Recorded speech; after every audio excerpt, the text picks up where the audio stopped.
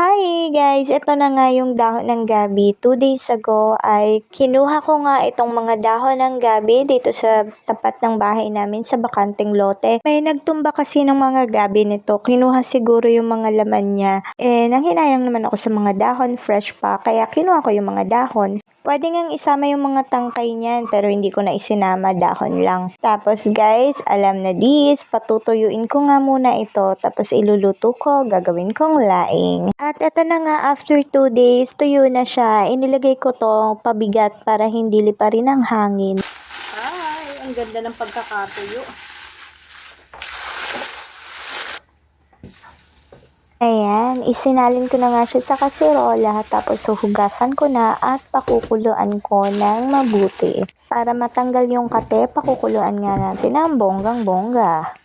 So, hinugasan ko na muna ng maayos bago ko pinakuluan. Habang pinapakuluan ko nga yan, ay nag-gardening muna ako guys kasi magpupunla ako ng mga panibagong pechay, mostasa, labanos, at magre-repot din ako ng mga punlang talong. Pinabantayan ko na nga lang sa kapatid ko itong pinapakuluan na dahon ng gabi at nagpa-ready na rin ako sa kanya ng hiniwang sibuyas, bawang at luya. Hindi ko na nga natapos yung pag-gardening ko guys kasi gabi na, kailangan ko na magluto for dinner. Kaya heto, mag-start na akong magluto. Sa malinis na kawali, nilagyan ko ng mantika. Nung mainit na yung mantika, inilagay ko na yung chicken. Yes, chicken po yung ipanlalahok ko. Kasi yung kapatid ko, hindi daw niya makita yung pork. Wala daw pork. Nako, sabi niya breast part lang daw ng chicken. Nung chinek ko guys, tapos na akong magluto. Andun pala yung pork. Muntik na siyang tuklawin. Anyway, okay lang naman yan. Eto nga, mag-fry din ako ng tuyo na daing. Minsan dilis ang nilalagay namin dito, pero walang dilis for today's video, kaya yan na lang. Ipa-fry ko muna yan. 3 piraso lang naman yung lalagay ko. Ayan nga, bahagya ko munang niluluto yung chicken, tapos yung tuyo sa kabilang kawali ay luto na. Tapos, haluin ko lang ito ng bahagya, ilalagay ko na dito yung sibuyas, bawang at luya. Ayan nga, sabay-sabay ko na siyang nilagay kasi ganun din naman yun, di. Ayan nga, haluin lang natin ng mabuti ulit hanggang sa maluto ng bahagya itong sibuyas, bawang at luya. Ayan, palabasin muna natin ang kanilang aroma. Bangon na, Joy. Nang medyo luto na nga guys ang sibuyas at bawang at luya, inihalo ko na yung chicken dyan. At drainain ko nga pala guys yung pinakuluan na dahon ng gabi. Hinanggal ko yung tubig nito at ayan, lalagay ko na yung dahon ng gabi. Ito nga guys yung pinakuluan ng bonggang bongga.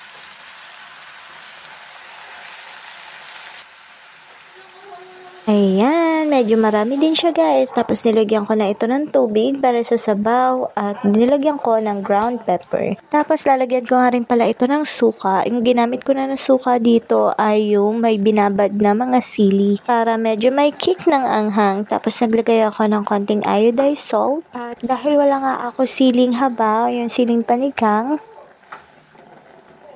eto na lang sili na napitas ko kina nanay ang nilagay ko. Tapos naglagay din nga ako dyan ng Knorr chicken cube or chicken broth. Tapos konting asukal. Sa asukal mga 1 kutsara lang, tansya ko naman yun. Tapos haluin lang and then ilalagay ko na yung gata. Coco Mama gata nga ang gamit ko dito. Kapag talaga kailangan ko ng instant gata, Coco Mama gata lang talaga yung ginagamit ko guys. Kasi kuha niya talaga guys yung gata na gusto ko. May na-try na akong iba kaya lang ang hirap timplahan. Ang dami kasi ng ingredients na kasama. Unlike dito, talagang pure lang siya. Gusto ko kasi ako na yung nagtitimpla ng mga pampalasa. Then hinimay ko nga itong tuyo na daing at inilagay ko dito sa niluluto ko na laing. Madalas nga ay dilis ang ginagamit ko pero dahil wala at tuyo lang, ito lang yung available, carry na yan B. Same din man ang lasa B. Inilalagay ko nga ito sa gulay para lumasa siya agad. Yes, pampalasa talaga siya at lalong pampasarap. 2 lang inilagay ko kasi yung isa kay Mr. Mahilig yun sa tuyo B. Gusto niya yung sinasawsaw sa suka. Kaya lagi ako may binabad na suka sa sili. At eto nga, titikman na namin ang kapatid ko si Bachoy. Ayan guys, luto na. Sulit guys at talagang nagustuhan ni Mr. at ng kapatid kong si Bajoy at si Miko. O siya, hanggang dito na muna. See you sa next video. Kain po tayo. Thank you for watching. Bye!